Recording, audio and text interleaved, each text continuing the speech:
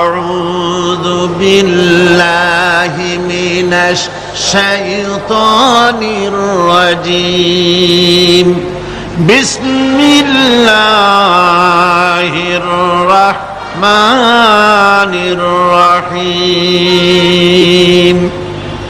আলহামদুলিল্লাহি রাব্বিল আলামিন।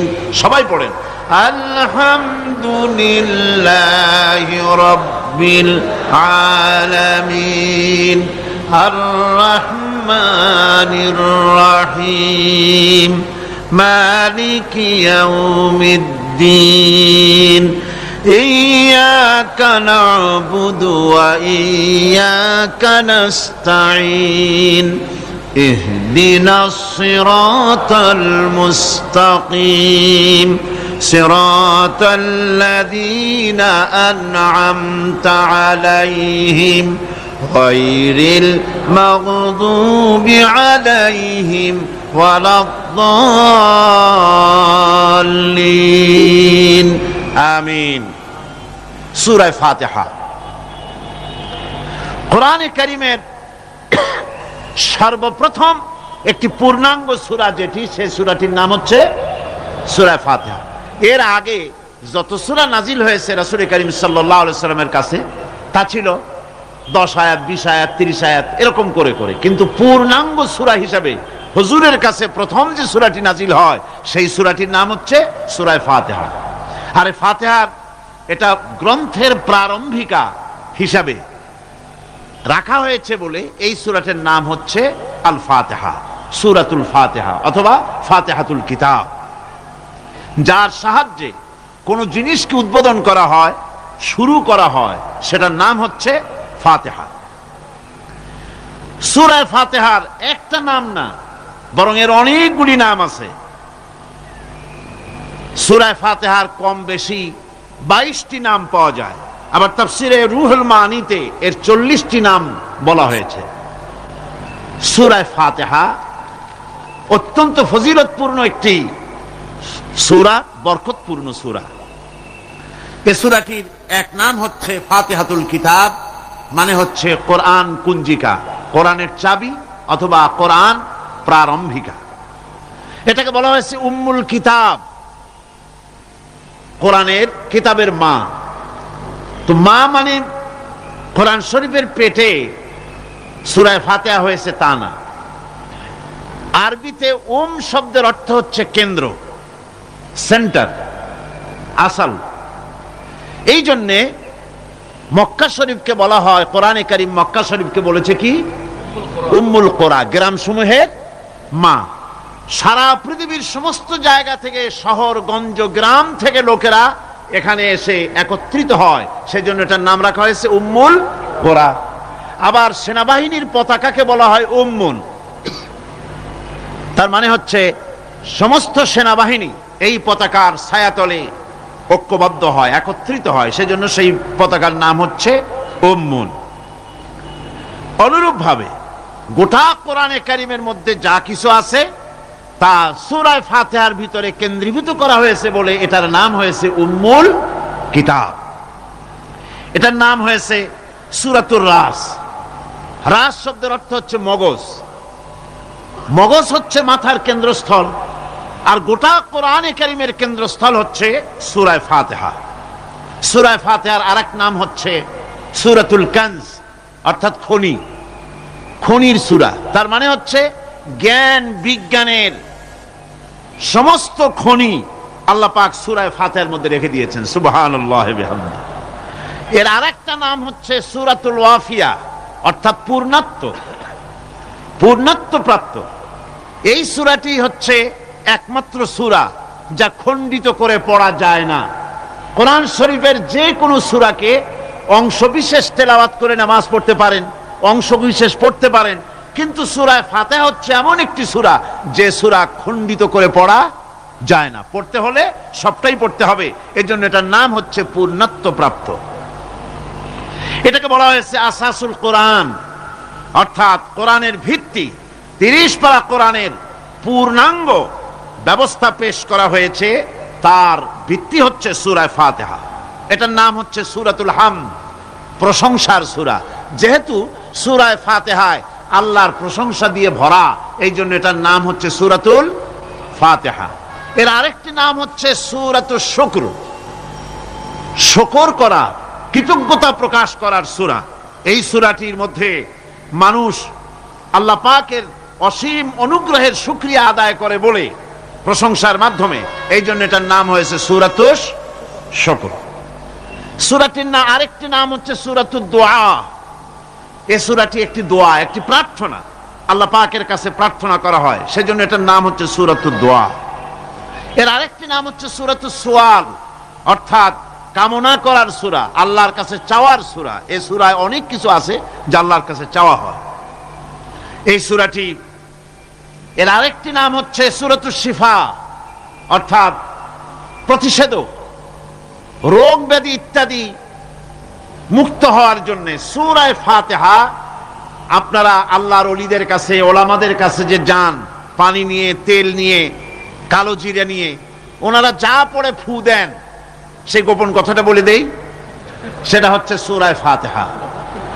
সূরা ফাতিহা কোন কোন কিতাবে মুফাসসিরিন ইকরাম লিখেছেন, মুহাদ্দিসিনরা লিখেছেন যে দুরারোগ্য ব্যাধি, কোন ওষুধে ভালো হচ্ছে না, প্রতিদিন 40 বার করে সূরা ফাতিহা পড়ে পানিতে দম করে ফজরের পরে 41 দিন যদি এভাবে সেবন করে, সেই দম করা পানি দুরারোগ্য ব্যাধিও আল্লাহ পাক ভালো করে দিবেন। সুবহানাল্লাহ বিহামদি।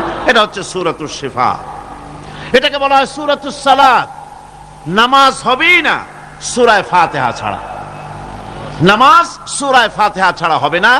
এই জন্য লা সালাতা লিমান লাম ইয়াকরা বিফাতিহাতিল কিতাব, হাদিস শরীফে এসেছে সূরা ফাতিহা ছাড়া নামাজ শুদ্ধ হবে না, নামাজ জায়েজ হবে না। সেই জন্য এটার নাম হচ্ছে সূরাতুস সালাত। কোরআনে কারীমের এই সূরাটি, এটাকে হযরত পীর সাহেব কেবলা একটি আয়াত তেলাওয়াত করে বলেছেন সাবউল মাসানি। এটা হচ্ছে নিত্য পাঠনীয় সপ্ত বাক্য, যে 7টি বাক্যকে সব সময় পড়া লাগে। তার মানে হচ্ছে যে ব্যক্তি নামাজ পড়ে 5 ওয়াক্ত, 24 ঘন্টার ভিতরে সূরা ফাতিহা একেবারে কম করেও যদি হয়, তাহলে 40 বার এই সূরা 24 ঘন্টায় নামাজি ব্যক্তিকে পড়তে হয়। এই জন্য সবসময় পাঠনীয় এই সূরাটি। সূরাটি মোট অক্ষর সংখ্যা হচ্ছে 113, শব্দ সংখ্যা হচ্ছে 25টি। এটি হচ্ছে সূরা ফাতিহা। একটি রুকু, 7টি আয়াত। নাজিলের অবতীর্ণ হওয়ার স্থান হচ্ছে মক্কা আল মুকাররমা। রাসূল করিম সাল্লাল্লাহু আলাইহি ওয়াসাল্লামের মক্কি জিন্দেগিতে সূরাটি অবতীর্ণ হয়। শুরু হচ্ছে সূরা ফাতিহা। আলহামদুলিল্লাহি রাব্বিল আলামিন। সূরা ফাতিহা আমি বলি, এটি যেন একটি অভিনন্দন পত্র। এটি কি? অভিনন্দন পত্র। বান্দা দিচ্ছে তার রবকে, রবের ভাষায় শেখানো অভিনন্দন পত্র বান্দা তার রবকে প্রকাশ করছেন, দিচ্ছেন। অভিনন্দন পত্রে 3টা জিনিস থাকে, আপনারা লক্ষ্য করে শুনলে বুঝতে পারবেন ইনশাআল্লাহ। একবার ভাবুন যে কত বড় কথা, 30 পারা কোরআনের মধ্যে যা আছে তার সবটা আল্লাহ পাক তার সারাংশ সূরা ফাতিহায় ঢুকাইছেন। তাহলে এটা জিনিসটা কি, এটা বুঝতে হবে, এবং সেই ধরনের অন্তর নিয়ে, মন নিয়ে বসতে হবে আর বুঝতে চেষ্টা করতে হবে। আমি ধীরে ধীরে আপনাদের সামনে পেশ করব ইনশাআল্লাহ, বিইজনিল্লাহ, বিমাশিয়াতিল্লাহ, বিফদলিল্লাহ। সূরা ফাতিহার মধ্যে আমি বলেছি এটা একটি অভিনন্দন পত্রের মতো। কিরকম? অভিনন্দন পত্রে 3টা জিনিস থাকে। কয়টা জিনিস থাকে? 3টা। প্রথমে থাকে প্রশংসা। অভিনন্দন পত্রে প্রথমে কি থাকে? প্রশংসা। 2 নম্বরে থাকে পরিচয়। 3 নম্বরে থাকে দাবি। 3 নম্বরে থাকে দাবি। প্রথমেই দাবি করা হয় না, এটা ঠিক না। প্রথমেই প্রশংসা।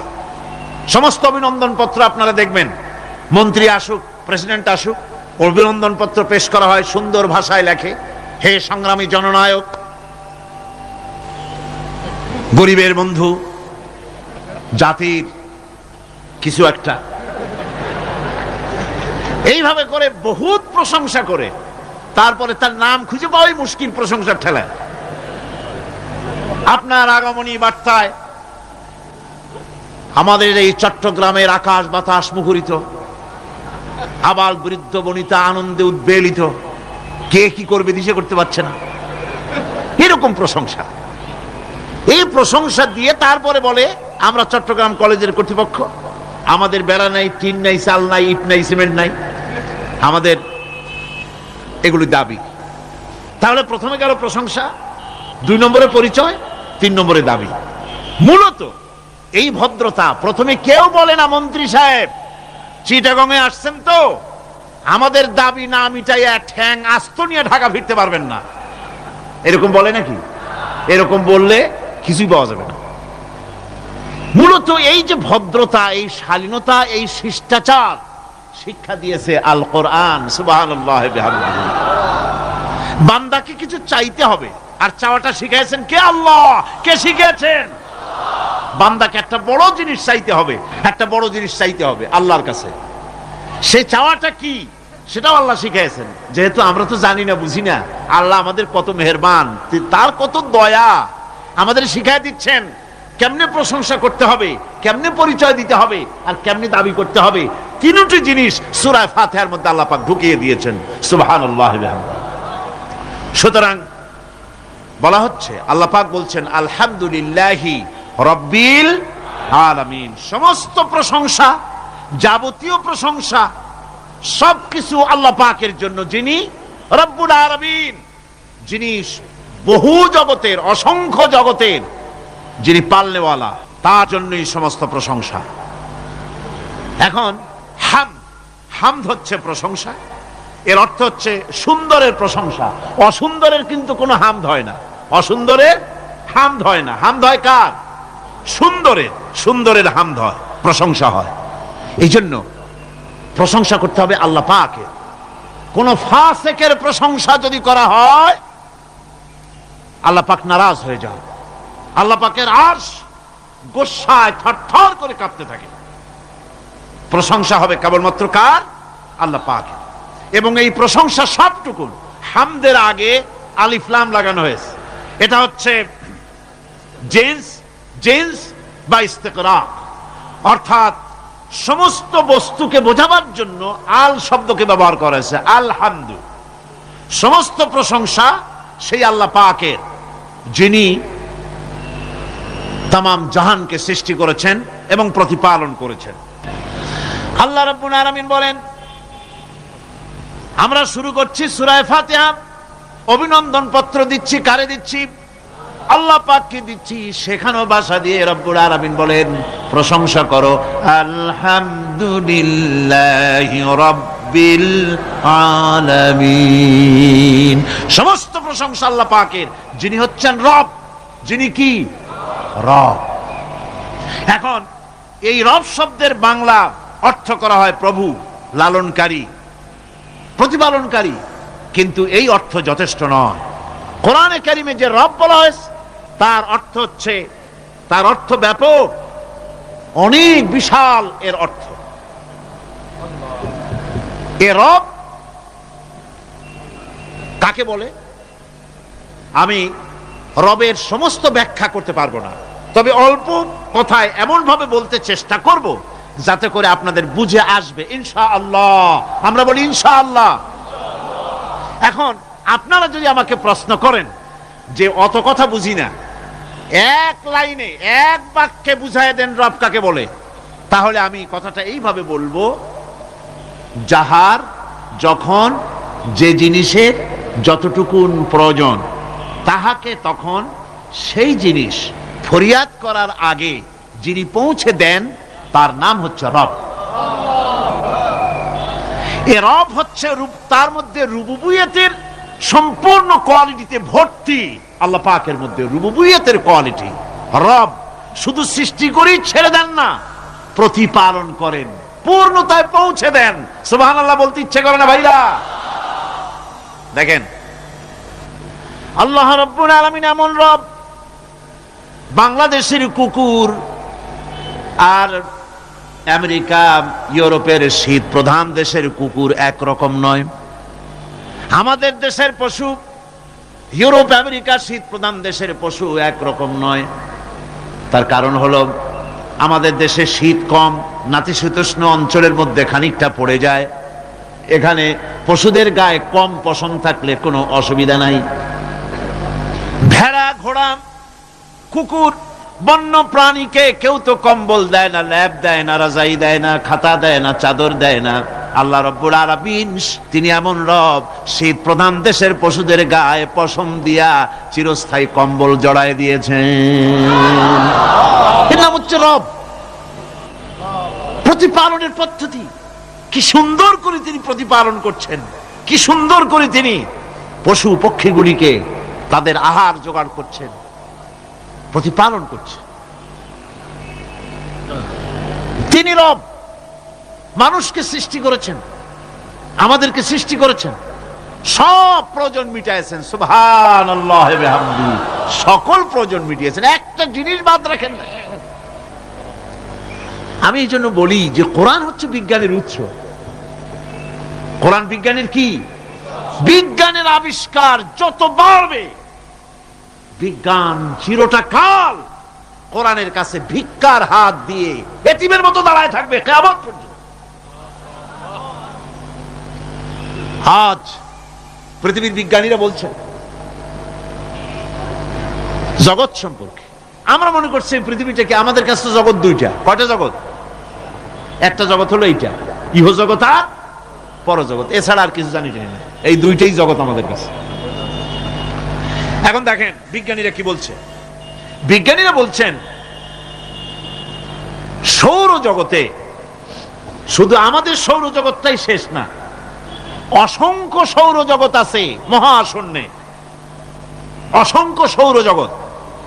পৃথিবীর প্রতি 4 বিলিয়ন মানুষ যদি এক একটা সৌরজগৎ দখল করে, তাতেও সৌরজগৎ শেষ হবে না। আরো সহস্র সহস্র বিলিয়ন বিলিয়ন সৌরজগৎ আরো ফাঁকা পড়ে থাকবে। এত সৌরজগৎ আল্লাহ সৃষ্টি করেছেন। এই মহাশূন্যে বহুমাত্রিক জগতের কথা আল্লাহ পাক এখানে বলেছেন। এই পৃথিবী একটা জগৎ, এই মাটির তলে আছে আর এক জগৎ, সমুদ্রের ভিতরে আছে পানির তলার আর এক জগৎ। আর মহাশূন্য যে কি তা আপনার মাথায় শূন্য হয়ে যাবে চিন্তা করতে করতে। এই জন্য বিজ্ঞানীরা, বড় বড় বিজ্ঞানী, এরা কিন্তু নাস্তিক হয় না। বর্তমান বিজ্ঞানীরা চিন্তা করে গবেষণা করে খেয়ে হারিয়ে ফেলছে মহাশূন্যকে দেখে।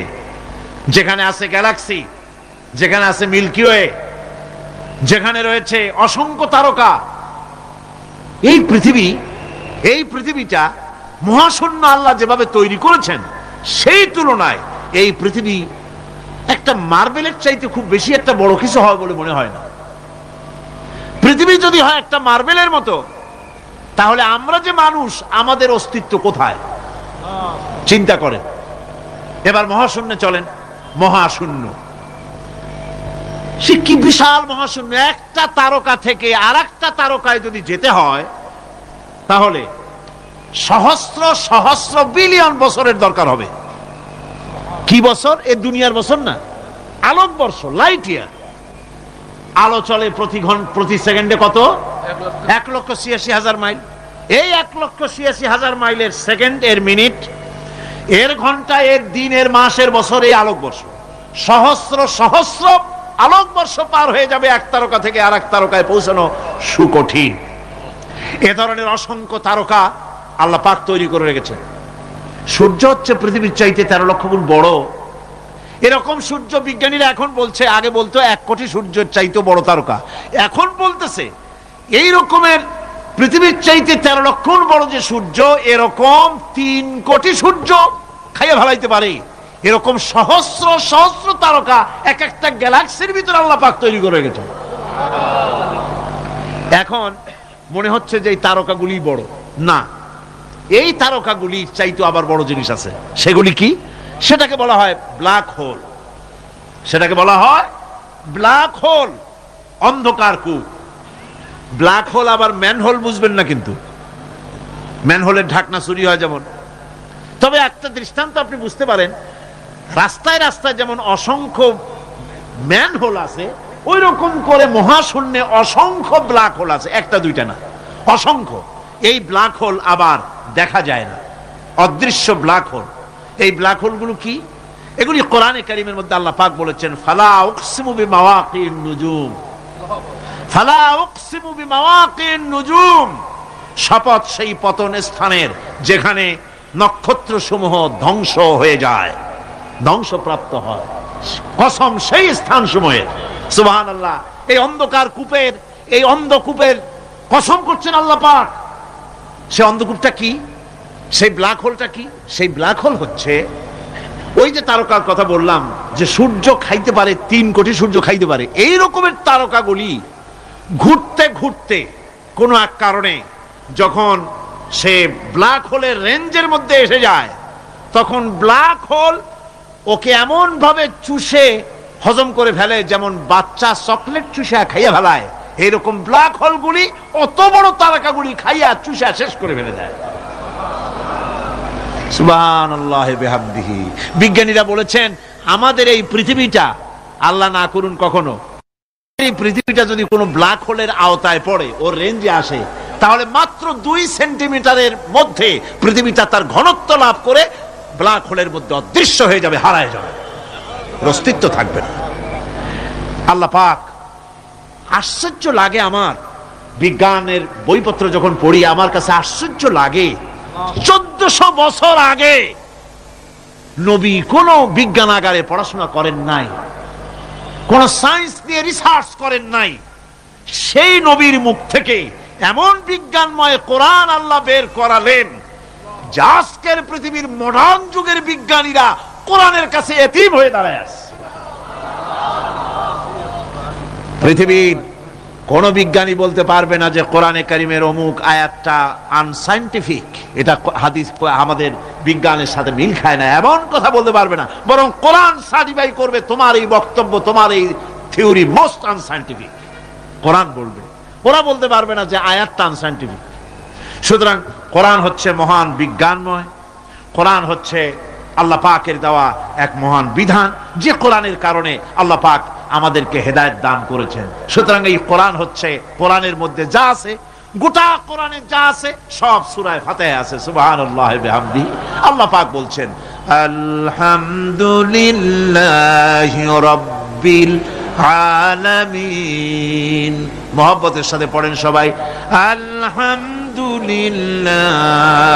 রাব্বিল আলামিন। সমস্ত প্রশংসা, যাবতীয় প্রশংসা সে আল্লাহ পাকের, যিনি তামাম জাহানের পালনেওয়ালা রব। আল্লাহ পাক তার কাছে যখন বান্দা আলহামদুলিল্লাহি রাব্বিল আলামিন বলে, তখন প্রশ্ন হয় যে তার যার প্রশংসা তুমি করছো, তোমরা করছো, তার কি আরো কোনো গুণকীর্তন আছে নাকি? আমরা বলি আর রহমানির রহিম, তিনি পরম দাতা এবং দয়ালু। রহমান এবং রহিম দুটি হচ্ছে সমঅর্থবোধক, প্রায় কাছাকাছি অর্থবোধক শব্দ। অসীম মেহেরবান এবং বিশেষ করুণাময় তিনি, যিনি রহমান এবং রহিম। রহমান রহিম আল্লাহ পাকের দুটি গুণবাচক নাম। রহমান অপেক্ষা, রহিম অপেক্ষা রহমান, এটা হচ্ছে বেশি ব্যাপক অর্থবোধক, যার জন্য তাফসীরে বলা হয়েছে আর রহমানু যুর রাহমাতিশ শামিলা বিজামিল খালায়েক ফিদ দুনিয়া ওয়াল মুমিনিনা ফিল আখিরাহ। অর্থাৎ রহমান তিনি, যিনি এমন রহমতের মালিক যা বিশেষত গোটা বিশ্বের সমস্ত মানুষের জন্য প্রযোজ্য। আর রহিম হচ্ছে শুধু কিয়ামতের দিন পৃথিবীতে রহমান তিনি দয়াবান পৃথিবীর সমস্ত মানুষের জন্য, এবং কিয়ামতে শুধু মুমিনদের জন্য। রহমান কিয়ামতে শুধু মুমিনদের জন্য। আর রহিম হচ্ছে আর রহিম যুর রাহমাতি শামিলা লিল মুমিনিনা ইয়াউমিল কিয়ামা। রহিম হচ্ছে শুধুমাত্র কিয়ামতের দিন আল্লাহ রাব্বুল আলামিন শুধু মুমিন লোকদের জন্য এই বিশেষ দয়া কিয়ামতের দিন করবেন। এখন রহমান হচ্ছেন পৃথিবীর সমস্ত মানুষের জন্য, সমস্ত প্রাণীর জন্য। তার দান থেকে কেউ বঞ্চিত থাকবে না, সকলের জন্য তার দানের দরজা অবারিত, উন্মুক্ত। এই পৃথিবীর বুকে আমরা দেখতে পাই মানুষ তার বন্ধুদেরকেই দেয়, শুধু সরকার হোক আর সাধারণ মানুষ হোক, আপনজনদেরকে নিজের দলকেই বেশি দেয়। কথা ঠিক কিনা? নিজের দলের প্রতি, আত্মীয় স্বজনের প্রতি স্বজন প্রিয়তা মানুষের শরীরের ভিতরে রোগ হিসাবে কাজ করে, আর এভাবে করে নিজের দল আর আত্মীয় স্বজনকে বেশি করে সুযোগ সুবিধা দেয়। শত্রুকে কেউ দেয় না, শত্রুকে কেউ ডেকে ডেকে কোনো জিনিস দিতে চায় না বা দেয় না। আল্লাহ রাব্বুল আলামিন এমন রহমান, এমন দয়াবান, এমন মেহেরবান, যারা তার ইবাদত করে, যারা তাকে স্বীকার করে, আল্লাহ বলে তাকে যারা সেজদা দেয়, আল্লাহ পাক তাদেরকেও দেন। আর যারা আল্লাহকে অস্বীকার করে, আল্লাহ রাব্বুল আলামিনকে মানে না, তার গুণাবলী কি স্বীকার করে না, তার অস্তিত্ব স্বীকার করে না, তারপরেও আল্লাহ রাব্বুল আলামিন কোন নাফরমান বান্দাকেও রহমত থেকে বঞ্চিত করেন না। সে যেই হোক, বেনামাজি হোক, মুরতাদ হোক, নাস্তিক হোক, তারপরে আল্লাহর অনুগ্রহ থেকে সে বঞ্চিত থাকে না। কথা ঠিক কিনা? বরং এটাই আমরা দেখি, নামাজি, দিনদার, পরেজগার মানুষ তার বরং কম থাকে, সে বরং কম পায়। বাড়ি নাই, ঘর নাই, কলকারখানা নাই, আর নামাজ রোজা করে না, হজ যাকাত করে না, আল্লাহর সাথে বিরোধিতা করে, আল্লাহরে মানেই না, বলে দেয়ার ইজ নো গড, স্রষ্টা বলতে কেউ নাই। এই ড্রিঙ্ক অ্যান্ড বি মেরি, এই হচ্ছে তাদের থিওরি, তাদের দর্শন, তাদের ফিলসফি। এই জাতীয় লোকগুলি বরং দেখা যায় তারা ক্ষমতা পায়, বাড়ি হয়, গাড়ি হয়, কল হয়, কারখানা হয়, সম্মান পায়। এটা কেন? এর কারণ হচ্ছে আল্লাহ রাব্বুল আলামিন এই পৃথিবীর কোনো মূল্য দেন না। এই পৃথিবীর মূল্য যদি আল্লাহ পাকের কাছে একটা মশার ডানার তুল্য যদি হতো, আল্লাহ পাক বিদ্রোহীদেরকে, কাফেরদেরকে এক ঢোক পানি আল্লাহ পাক গিলতে দিতেন না। এবার চিন্তা করেন, আল্লাহর ব্যাপারে যে দৃষ্টান্তটা দেওয়া হয়েছে, দৃষ্টান্তটা কত গুরুত্বপূর্ণ। মশার দানার তুল্য, মশার দানার তুল্য এই পৃথিবীর দাম নাই আল্লাহর কাছে। আপনাকে যদি কেউ 10 লক্ষ মশার দানা বহু কষ্ট করে জোগাড় করিয়া যদি কেউ দেয়, তাহলে আপনি কয় টাকা দিয়ে কিনবেন? 4 পয়সা দিয়েও একজনে বলছে 4 পয়সাও দিবে না। তাহলে বোঝেন এর কোনো মূল্য নাই। একটা মশার ডানার তুল্য মূল্য আল্লাহ পাক এই পৃথিবীর দেন না, যার কারণে অবারিত উন্মুক্ত হস্তে আল্লাহ পাক সমস্ত মানুষের জন্য, প্রাণী জগতের জন্য তিনি করুণা করেছেন সকলকে। এই করুণাময় রহমান আল্লাহ পাক, তিনি গুনাহগারদেরকে, যারা আল্লাহ পাকের ফরমাবরদারি করতেছে, তাদেরকে সকলকে আল্লাহ পাক সমানভাবে তার জিনিসগুলিকে তিনি দিয়ে দিচ্ছেন। এটা হচ্ছে রহমান। আর রহিম হচ্ছে, হাদিস শরীফে বলা হয়েছে, আর রহমানু রহমানুদ দুনিয়া ওয়াল আখিরাহ, আর রহিমু রহিমুল আখিরাহ। মুমিন রহমান তো শুধু আল্লাহ পাক দুনিয়া এবং আখিরাতের জন্য, আর রহিম শুধুমাত্র আখিরাতের জন্য। আবার কোন কোন আয়াতে বলা হয়েছে যে আল্লাহ পাক দুনিয়ার মানুষের জন্য রহিম। একটি আয়াতে ভাবে বলা হয়েছে, হুয়াল্লাযী ইউসাল্লি আলাইকুম ওয়া মালাইকাতুহু লিয়ুখরিজাকুম মিনাজ যুলুমাতি ইলান নূর ওয়া কানা বিল মুমিনিনা রহিমা। সে আল্লাহই তোমাদের প্রতি রহম করেছেন, রহমত নাজিল করেছেন, এবং তার ফেরেশতাগণ এই উদ্দেশ্যে যে তোমাদেরকে তিনি অন্ধকার থেকে আলোর দিকে বের করে নিয়ে আসবেন। আর তিনি হচ্ছেন মুমিনদের জন্য রহিম, অত্যন্ত দয়াবান। আরবি ভাষায় আর রহমান অন্তর্জগতের এমন একটি নম্র উচ্ছ্বাসিত অবস্থার প্রতি ইঙ্গিত করে যার ফলে তার স্বতঃস্ফূর্তভাবে নিজের থেকেই মহানুভবতা এবং প্রীতি ও মহব্বতের ইচ্ছার বহির্প্রকাশ ঘটে। তাই রহমতের মধ্যে আছে স্নেহ, আছে প্রীতি, আছে অনুগ্রহ। আল্লাহ পাকের রহমতটা কি জিনিস? সেটা হচ্ছে রাহমাতি ওয়াসিআত কুল্লা শাই, আমার রহমত দিয়ে সমস্ত জিনিসকে ঢেকে রাখা হয়েছে। প্রত্যেকটি জিনিসের ভিতরে আল্লাহ পাকের রহমত রয়েছে। রহমত ছাড়া এই পৃথিবীতে মানুষের চলার কোনো পথ নাই। সমস্ত ব্যাপারই আল্লাহ পাকের রহমত আর রহমত। আমরা যখন বললাম আর রহমানির রহিম, বলেন সবাই আর রহমানির রহিম।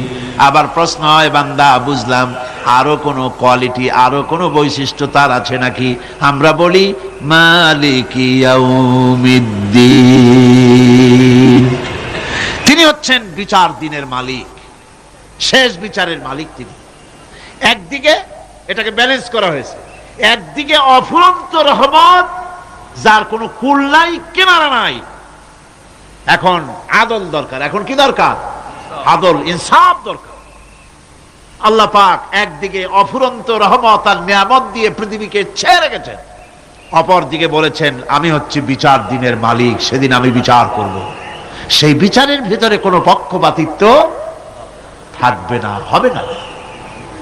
সেখানে তিনি হবেন হাকামুল হাকিমিন, ওইটা হবে সুপ্রিম কোর্টের সুপ্রিম কোর্ট। সেই পরকালে, সেই কিয়ামতের মাঠে আপনাকে আমাকে সকলকে উপস্থিত হতে হবে, নাকি হবে না? সবাইকে উঠতে হবে। এই দিন শব্দটি কোরআনে কারিমে বহু জায়গায় বলা হয়েছে এবং বিভিন্ন অর্থে ব্যবহার করা হয়েছে। যেমন দিন শব্দের অর্থ প্রভাব, প্রতিপত্তি, আধিপত্য, ইতাআত, বন্দিগি, দাসত্ব, আনুগত্য, নীতি, পথ, পন্থা, হিসাব, ফায়সালা, প্রতিদান, প্রতিফল, এরকম অনেক অর্থ, অনেক অর্থে দিন শব্দ কোরআনে কারিমের মধ্যে ব্যবহৃত হয়েছে। কিন্তু এখানে মালিক ইয়াউমিদ্দিন, এই দিন এখানে ব্যবহার করা হয়েছে প্রতিফল অর্থে। প্রতিফলের দিন, যেদিন প্রতিফল দেওয়া হবে, তিনি হচ্ছেন সেই দিবসের অধিপতি, সেই দিবসের মালিক। সূরা ইনফিতারে আল্লাহ পাক বলছেন ওয়ামা আদরাকা মা ইয়াউমুদ্দিন সুম্মা মা আদরাকা মা ইয়াউমুদ্দিন, বিচারের দিনটি কি তা তোমাকে কে জানালো? আবার জিজ্ঞেস করছি, তোমাকে কে জানালো বিচারের দিনটা কি? আল্লাহ পাক জবাবে বলছেন বিচারের দিনটা হচ্ছে ইয়াউমা লা তামলিকু নাফসুন লিনাফসিন শাইআন ওয়াল আমরু ইয়াউমা ইযিন লিল্লাহ। বিচারের দিন হচ্ছে এমন দিন যেদিন কেউ নিজেকে রক্ষা করতে পারবে না, কারো থেকে কেউ নিজেকে রক্ষা করতে পারবে না, নিজেকে কেউ নিজের জন্য কাউকে সাহায্যকারী পাবে না। আর সমগ্র ব্যাপারটি নিরঙ্কুশ ভাবে আল্লাহ রাব্বুল আলামিনের হাতে থাকবে। সেই দিনটার নাম কিয়ামত, সেটার নাম পরকাল, সেটার নাম হচ্ছে বিচারের দিন। যেদিন কর্তৃত্ব হবে কেবলমাত্র কার? আল্লাহ পাক। সেই দিনটা হচ্ছে কর্মফল পাওয়ার দিন। লাহা মা কাসাবাত ওয়া আলাইহা মাকতাসাবাত, প্রত্যেক মানুষই সেই উপার্জন অনুসারে সেখানে ফল পাবে। যেমন কর্ম তেমন ফল পাবে, ব্যক্তি হিসাবে পাবে, দল হিসাবে পাবে। তিলকা উম্মাতুন ক্বাদ খালাত লাহা মা কাসাবাত ওয়া লাকুম মা কাসাবতুম ওয়া লা তুসআলুনা আম্মা ইয়ামালুন। প্রত্যেক মানুষই তার উপার্জন অনুসারে ফল পাবে। যা সে পাবে তা নিজের উপার্জন ছাড়া আর কিছুই না, আর যে ফল পাবে সেটাও তার উপার্জন। সুতরাং কিয়ামতের দিন আল্লাহ মানুষের উপরে কোনো জুলম করবেন না, অত্যাচার করবেন না।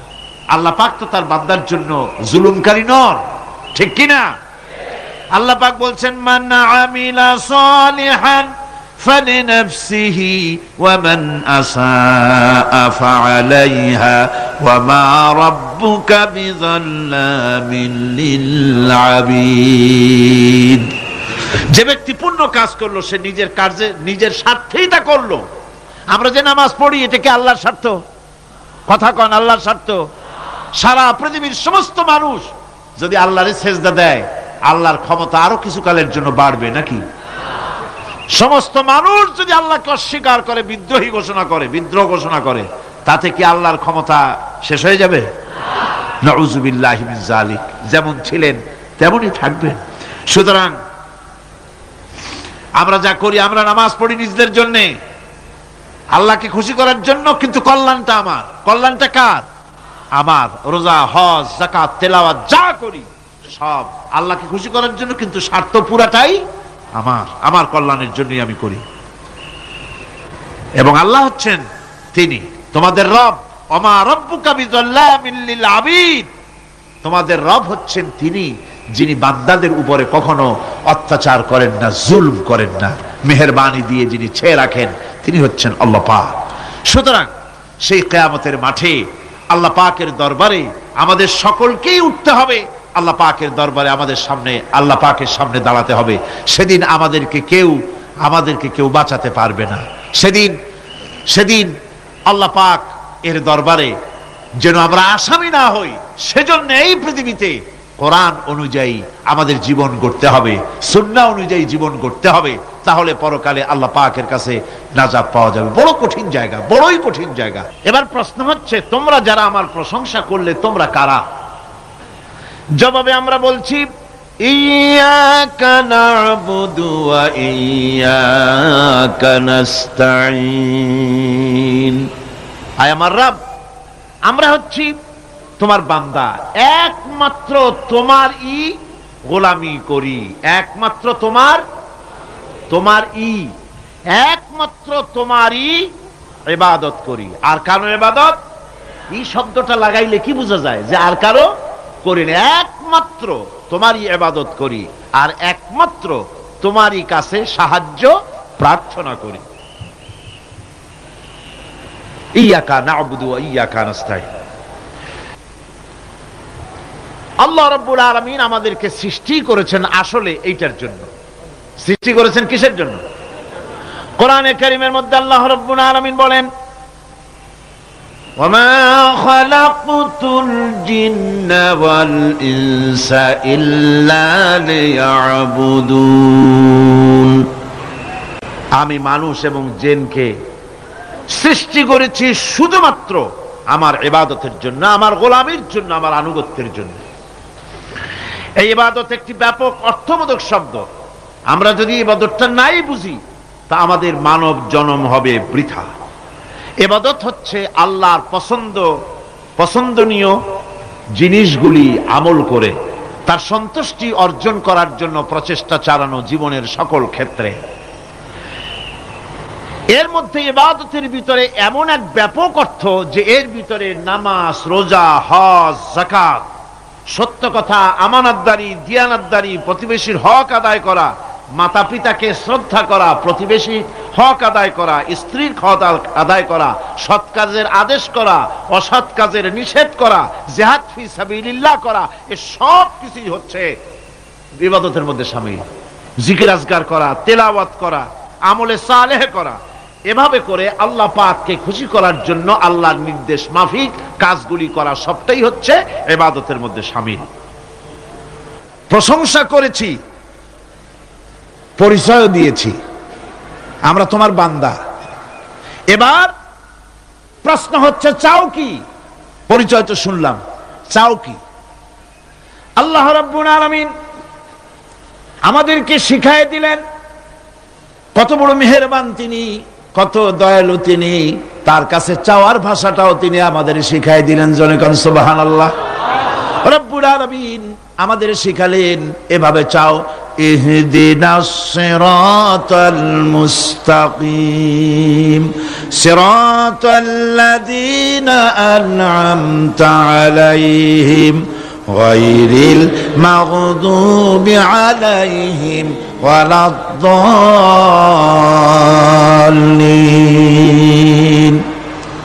হায় আল্লাহ, ইহদিনাস সিরাতাল মুস্তাকিম, একটা রাস্তা চাই, সহজ সরল সঠিক একটি পথ চাই তোমার কাছে। সেই পথটা চাই যে পথ হচ্ছে নিয়ামত প্রাপ্তদের, অভিশপ্ত এবং পথভ্রষ্টদের পথ নয়। যে পথ নিয়ামত প্রাপ্তদের, ওই ধরনের একটা পথ আমরা চাই। পথ দেখাবার মালিককে কোরআনে কারীম বলছে, আল্লাহ রাব্বুল আলামিন বলেন, ওয়া আলাল্লাহি কাসদুস সাবিলি ওয়া মিনহা জাইরুন ওয়ালাউ শাআ লাহাদাকুম আজমাইন। ওয়া আলাল্লাহি কাসদুস সাবিল, সোজা রাস্তা বলে দেওয়ার দায়িত্ব আমি আল্লাহর। সোজা রাস্তা বলে দেওয়ার দায়িত্ব কার? তিনি বলছেন বলার দায়িত্ব আমার, সোজা রাস্তাটা আমি বলে দেব। আল্লাহ রাব্বুল আলামিনের কাছে বান্দা যখন রাস্তার দাবি করলো, সোজা পথ চাই, সহজ পথ একটা তোমার কাছে চাই, রব্বুল আলামিন সূরা ফাতিহার 7টা আয়াতের এই অভিনন্দন পত্রের জবাবে 30 পারা কোরআন শরীফ আল্লাহ পাক বান্দারে দান করে দিলেন। জবাবে বলে দিলেন, ওয়া আনিবুদুনি হাযা সিরাতুম মুস্তাকিম। সোজা রাস্তাটা হলো আমার আনুগত্য, আমার গোলামি, আমার দাসত্ব, এটাই হলো সোজা রাস্তা। এই সোজা রাস্তাটা আমি বলবো। রাস্তা তো অনেক হতে পারে, কিন্তু সোজা রাস্তা বলে দেওয়ার দায়িত্ব কার? আল্লাহ পাকের। দেখেন, এই যে বিশাল মাহফিল, এই মাহফিলে যত লোক আসছে, সব লোক কি একমতের, এক চিন্তার, এক আদর্শের? না। এই কয়েক লক্ষ জনতার ভেতরে হাজারো মতের লোক আছে, হাজারো চিন্তার লোক আছে, হাজারো আদর্শের লোক আছে। সব আদর্শ, সব চিন্তা, সব কি ঠিক? সবটাই কি নির্ভুল? না, সঠিক নির্ভুল একটা। কয়টা হয়? একটাই হয় মাত্র। এই জন্য আমি দৃষ্টান্ত দিতে গিয়ে বলি, অঙ্ক পরীক্ষা যেদিন হয়, ছেলেরা অঙ্ক পরীক্ষা যেদিন দেয়, সেই অঙ্ক পরীক্ষা দিতে গিয়ে অঙ্ক যারা ভুল করে তাদের ফলাফল কয় রকম হয় বলেন? হ্যাঁ, অনেক রকম হয়। আর যাদের অঙ্ক যাদের ঠিক হয়, তাদের ফলাফল কয় রকম? একরকম। তার অর্থ কি? তার অর্থ হলো ভুলের পথ অনেক, আর হকের পথ, বাতিলের পথ অনেক, ভুলের পথ অনেক, সঠিক এবং হক যেটা, তার পথ হচ্ছে মাত্র একটা। এই জন্যে আল্লাহ রাব্বুল আলামিন তিনি সোজা রাস্তা বলে দেওয়ার দায়িত্বটা নিয়েছেন। কোরআন বলছে প্রত্যেকটি সৃষ্টির শুরু হতে শেষ পর্যন্ত 4টা স্তর পার হতে হয়। তার সর্বশেষ স্তর হলো হেদায়াত। 4টে স্তর পার হওয়ার সর্বশেষ স্তর হচ্ছে হেদায়াত। আল্লাযী খালাকা ফাসাওয়া ওয়াল্লাযী কদ্দারা ফাহাদা। তিনি সকল বস্তুকে সৃষ্টি করেন এবং তারপর তার পরিমাপ, তার কর্মপথ, তার হেদায়েত তিনি দিয়ে দেন। তার মানে হচ্ছে তিনি সৃষ্টি করেন, সামঞ্জস্য রাখেন, পরিমাপটা ঠিক করেন এবং পথের নির্দেশ দেন। সৃষ্টি করেই ছেড়ে দেন না, তার হেদায়েত দিয়ে দেন, তার পরিমাপটা ঠিক করেন, সামঞ্জস্য করেন। কিরকম? দেখুন, আপনি যখন দাঁড়ান তখন আপনার পায়ের উপরে হাঁটু থেকে হাঁটুর নিচের যে অংশটা পা পর্যন্ত, ওইটারে কি কয়? পা, নলা। এই তো ঠিক বলছেন, নলা। আপনারা আমাকে সাহায্য করবেন যেখানে আমি আটকে যাই। নলা। এই নলাটা পায়ের সেন্টারে যদি রাখা হতো, বোঝেন ভালো করে, পায়ের সেন্টারে এই জায়গাটা, এটা ধরুন পা, এই জায়গাটায় যদি হতো পায়ের নলাটা, হয় সিটায় পড়তেন, না হয় ফুটোয় পড়তেন। আল্লাহ পাক বলছেন শুধু সৃষ্টি করি না, সামঞ্জস্য এবং পরিমাপ ঠিক করি, মাপ মতো পাটা সামনে গোড়ালির কাছে নলাটা বসায় দেওয়া হয়েছে যাতে আপনি চিত না হন, বুটো হয়ে না পড়েন। সুবহানাল্লাহ কইতে ইচ্ছা করে না? এই নলাটা যদি আঙ্গুলের দিকে আসতো আর পাটা যদি পিছনের দিকে বেশি অংশ থাকতো, যতই সামনে হাঁটতেন ততই পিছনে চলে যেতেন। ভূত নাকি, ভূতের পা থাকে নাকি পিছনের দিকে, বলে লোকেরা, আমি দেখি নেই। ভূত নাকি সামনে আগাতে গেলে পিছনে চলে যায়। এ পায়ের সামঞ্জস্যটা, অনেক কথা বলবো না, দুই একটা দৃষ্টান্ত দেবো, তাতেই বুঝে ফেলবেন। আল্লাহ পাক বলেন শুধু সৃষ্টিই করি না, তার সামঞ্জস্য এবং পরিমাপকে ঠিক করে দেই।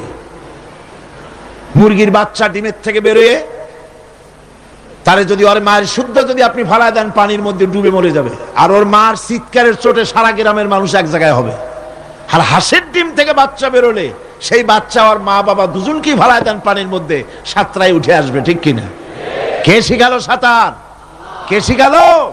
শুধু সৃষ্টি করেন না, আল্লাহ পাক সৃষ্টি করেন, সামঞ্জস্য এবং পরিমাপকে ঠিক করেন এবং তাকে পথের নির্দেশ দেন। এটা হলো সর্বশেষ, সৃষ্টি করে ছেড়ে দেন না। যেমন কোরআনে কারীমে হযরত ইব্রাহিম আলাইহিস সালাম তিনি তার সম্প্রদায়ের সাথে যে কথোপকথন করেছিলেন, বিষয়টি আল্লাহ পাক কোরআনে কারীমের মধ্যে কোট করে দিলেন। এই হেদায়েতের বিষয় সেখানে আছে বলে আল্লাহ পাক বিষয়টা কোরআনে জায়গা করে দিলেন। وَإِذْ قَالَ إِبْرَاهِيمُ لِأَبِيهِ وَقَوْمِهِ إِنَّنِي بَرَاءٌ مِّمَّا تَعْبُدُونَ إِلَّا الَّذِي فَطَرَنِي فَإِنَّهُ سَيَهْدِينِ। ইব্রাহিম আলাইহিস সালাম তার পিতা এবং তার গোত্রকে বললেন, তার সম্প্রদায়ের লোকদেরকে, নিঃসন্দেহে আমি মুক্ত, আমি পবিত্র। তোমরা যেসব জিনিস দিয়ে যেসব এর ইবাদত করো, গোলামি করো, আনুগত্য করো, আমি তার থেকে পবিত্র। আমি তো শুধু ইবাদত করি, গোলামি করি সেই স্রষ্টার, যিনি আমাকে সৃষ্টি করেছেন। আমার সম্পর্ক শুধুমাত্র সেই সত্তার সাথে যিনি সৃষ্টি করেছেন। আল্লাযী খালাকানি ফাহুয়া ইয়াহদিন, যিনি আমাকে সৃষ্টি করে শুধু সৃষ্টি করেন নাই, আমাকে হেদায়েত দিয়েছেন, আমাকে পথের দিশা দিয়েছেন। ওয়াল্লাযী হুয়া ইউতঈমুনি ওয়া ইয়াসকিন, যিনি আমাকে সৃষ্টি করেছেন তিনি হেদায়েত দিয়েছেন, আর আমি যখন তৃষ্ণার্ত হই তিনি আমাকে পান করান, আমি যখন ক্ষুধার্ত হই তিনি আমাকে আহার দেন। ওয়া ইযা মারিতু ফাহুয়া ইয়াশফিন, আর যখন অসুস্থ হই তখন তিনি আমাকে রোগ মুক্ত করে দেন। সুবহানাল্লাহি ওয়া বিহামদি। তাহলে কি হলো?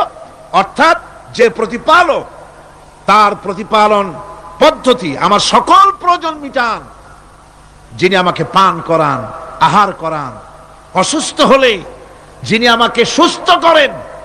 হেদায়েতের কামটা তিনি আরেকজনের জন্য রাখেন নাই, তিনি আমার হেদায়েতের ব্যবস্থাও করেছেন। ভাইরা আমার, আল্লাহ রাব্বুল আলামিন শুধু সৃষ্টি করেন নাই, সৃষ্টি করে হেদায়েত দিয়েছেন, মানুষকে হেদায়েতের রাস্তা বলে দিয়েছেন। সঠিক পথ কোনটি সেই পথের কথাও তিনি পরিষ্কার করে বলে দিয়েছেন। এই জন্য আল্লাহ পাক বলেন, কোরআন মাজিদ হেদায়েতকে বিরাট দান বলে ঘোষণা করেছে। মানুষের জন্য যে হেদায়েত আল্লাহ দিয়েছেন তা সবচাইতে বড় দান। জোরে কোন সুবহানাল্লাহ।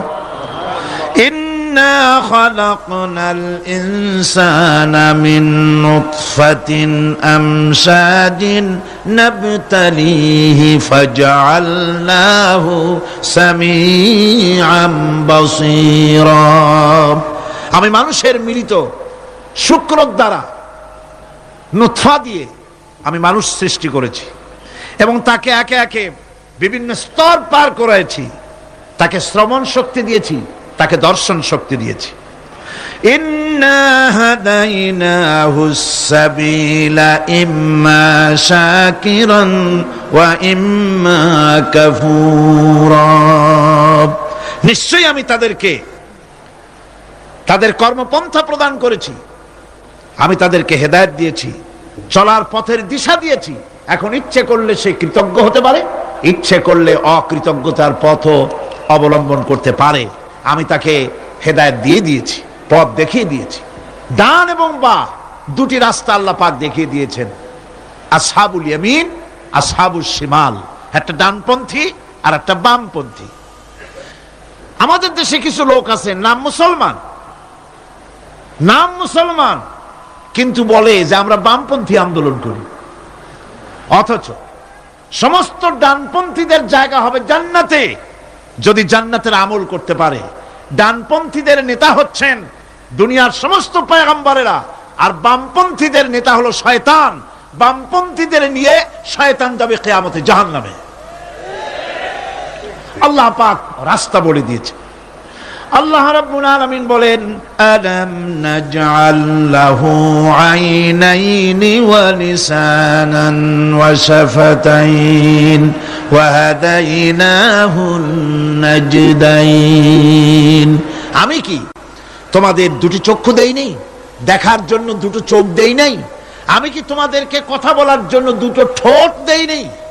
এরপরে আমি কি তোমাদেরকে ভালো মন্দ বোঝার জন্য আমি কি হেদায়েত দেইনি? ভালো মন্দ সবটা বোঝার জন্য আমি তোমাদেরকে হেদায়েত দিয়েছি। সুতরাং এই হেদায়েতের রাস্তা ছেড়ে দিয়ে তোমরা নিজেদেরকে গোমরাহির মধ্যে ডুবিয়ে দিও না। আমার দেওয়া হেদায়েতের রাস্তায় নিজেদেরকে পরিচালিত করার জন্য প্রচেষ্টা করো। সিরাতাল মুস্তাকিম, এজন্য মডেল দরকার। কার অনুসরণ করব? আল্লাহ পাক শিখায় দিলেন, সিরাতাল্লাযীনা আন'আমতা আলাইহিম। পড়েন সবাই, সিরাতাল্লাযীনা আন'আমতা আলাইহিম গায়রিল মাগদুবি আলাইহিম ওয়ালাদ-দাল্লিন। আয় আল্লাহ, অনুগ্রহপ্রাপ্ত দল, সেই রাস্তা অনুগ্রহপ্রাপ্তদের রাস্তা চাই। তোমার মনোনীত ব্যক্তি অনুগ্রহপ্রাপ্ত যারা, তাদের পথ অনুসরণ করতে চায়। এই অনুগ্রহপ্রাপ্ত দল কারা সে কথা কোরআন শরীফে বলা হয়েছে। আল্লাহ রাব্বুল আলামিন বলেন, ওয়া মান ইউতি'িল্লাহা ওয়ার রাসূল ফাউলাইকা মা'আল্লাযীনা আন'আমাল্লাহু আলাইহিম মিনান নাবিয়্যিনা ওয়াস-সিদ্দীকিন والشهداء والصالحين وحسن أولئك رفيقا।